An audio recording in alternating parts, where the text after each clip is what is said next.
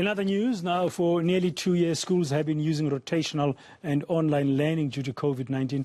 But today, as already reported, it's back to normal learning. So how ready are teachers and pupils? Let's get a sense now from Cape Town with eNCA reporter Monique Mortlock, who's on the ground and outside one of the schools there. It is day one of this resumption. Monique, very good afternoon to you. How ready have teachers been and pupils in the mother city? I know you've been up and about quite early. What's your sense?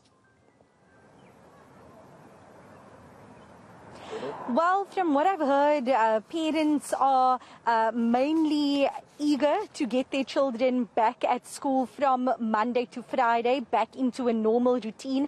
Some parents have told me it's good for their children just to have some stability and some normality like what they had before the pandemic, although we know that some things won't ever be quite normal, especially with some of those COVID-19 safety protocols still in place.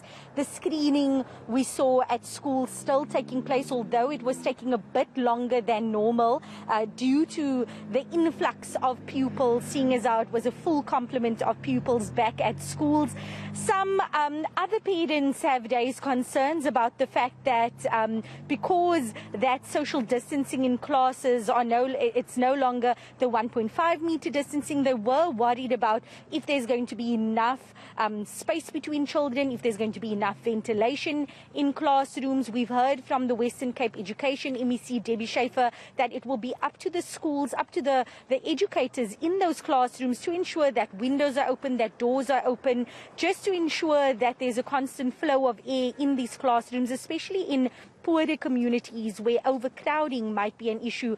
But overall, some of the pupils that we've spoken to today are excited to be back at school, not really for all of the work they'll have to be doing, but mainly for the friends that they'll now get to see every day. Yes, and that 1 meter social distancing is gone, so they can also hug their friends for the first time after a long time, so to speak. I understand you've mentioned Debbie Schaefer. Of course, she's a headmistress in the Western Cape as the MEC for Provincial Education. What has she said? What is the department saying? I spoke to the department just about infrastructure issues, because this is something that Minister Angie Motshekga mentioned during her briefing yesterday when questioned about those schools in low-income communities where they struggle with issues of overcrowding, even school placement still being an issue, even though schools have opened a while ago. And the minister basically said, look, these are issues that we had pre-pandemic, and these are issues that we will continue to have, and it's just something that the department has been trying to address. Here in the Western Cape, similar issues of overcrowding, and I spoke to the education department about this, and Brona Hammond from the department said that as schools adjust to this new timetable, they will support as best as they can. Let's just take a listen to her speaking more on this overcrowding issue. We've never been secretive about the fact that we do have overcrowding issues in the Western Cape. We have an influx of approximately 18 to 20,000 learners that come into the province every year, and we need to accommodate those learners, and that is growth year on year. So it really is a struggle for us. There's no difference now. COVID hasn't changed that. We're still seeing that growth.